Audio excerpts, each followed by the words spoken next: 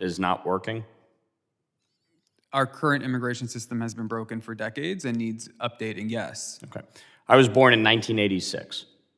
The last major immigration reform was 1986. It's been tried. Both sides have tried to find compromise. When you say we need more immigrants, I agree. We do need more immigrants in our country. Immigrants enrich our economy, they enrich our culture, our communities. Our nation is built on immigration. And the reality of our population is that if we stopped all immigration, our population would decline over the next 60 years. So immigration is critically important, but legal immigration. And that is the challenge here. Since Joe Biden took office, between those who have crossed the southern border, many of them illegally, and the gotaways, we're talking about nearly 10 million migrants. That is unsustainable if you don't have a process that works. The asylum system is totally broken. So the way that I have looked at this is threefold. You have to deal with the border crisis, you have to deal with the undocumented, and you have to deal with the legal immigration system. It's three-pronged. So my question to you is, do you believe that the border needs to be secured and we need to stop allowing this massive influx, roughly 10,000 a week, to cross the southern border, many of them illegally? Do you think that we should stop that influx and secure the border? The U.S. border has never had the level of funding that it has for a militarized border. It receives the most money from the interior. Reclaiming my time.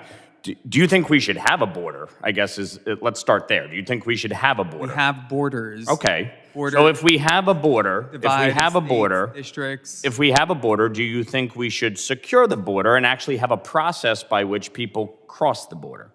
When there are pathways for entry for people to make it through, people will take those entries. Similarly, when you're looking at, I think you're trying to make reference. My point is there should be a legal process and pathway for people to come, and people not just asylum flood the border. Is a legal process. But you would agree that right now there's chaos at the border, correct? We need more resources at the southern border to allow for more processing of individuals to get into. Well, you just said we've had the most resources we've ever had at the border, and now you're saying we need more. Militarizing our southern border, yes. We need more border patrol. We need more court personnel to hear these asylum cases expeditiously, correct? Yes. You would agree with that? USCIS staff. Right. We need more personnel to handle the influx that is coming. But right now, this is absolutely out of control. Now, I supported H.R. 2, the Secure the Border Act. Chuck Schumer, the Senate Majority Leader from New York, representative of New York, has done zero, un gats, on the border. Nothing on immigration. It's been an abject failure. The Dignity Act, I was an original co-sponsor of. It would deal with the border, it would deal with the undocumented, and it would reform our legal immigration system. We need a merit-based system because we do have shortages of employment among doctors, nurses, home health aides, ag workers, hospitality workers. We need immigrants, but there has to be a process. This is not working. And while I appreciate the fact that you are advocating for immigrants in this country and in New York, I can't imagine that you think this process is working well for them. I can't imagine that you think having over 100,000 migrants living in hotels, shelters in New York City is a good thing, that not having work authorization is a good thing. So if the system's not working, why would we continue to allow this system to go uninterrupted? Why would we continue to allow our southern border to have no controls? Why would we continue to allow fentanyl to pour into our communities? Last year, fentanyl killed 70,000 Americans. most of it coming from Mexico. That's not good.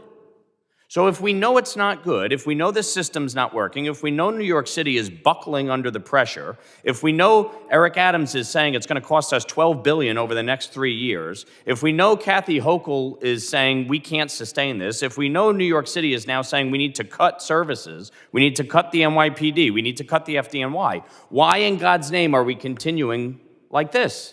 You should be chanting from the rooftops of New York City, demanding changes. And it starts with securing our border. I don't know why, if you want to fix the immigration system in this country, you wouldn't advocate for stopping this system that is so fundamentally broken.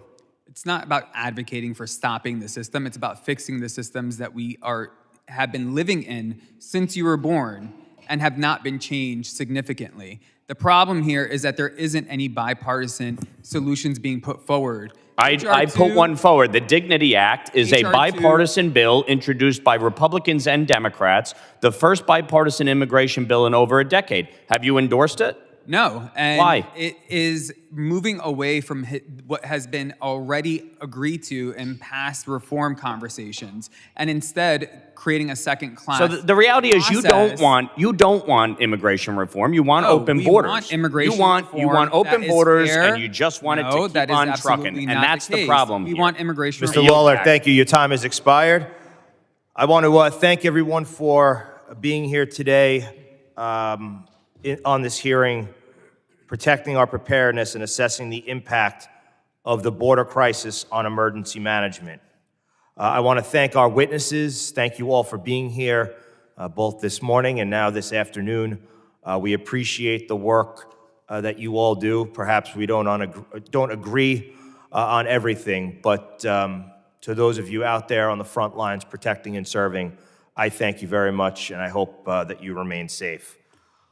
The members of the subcommittee may have some additional questions for the witnesses, and we would ask the witness to respond to those in writing.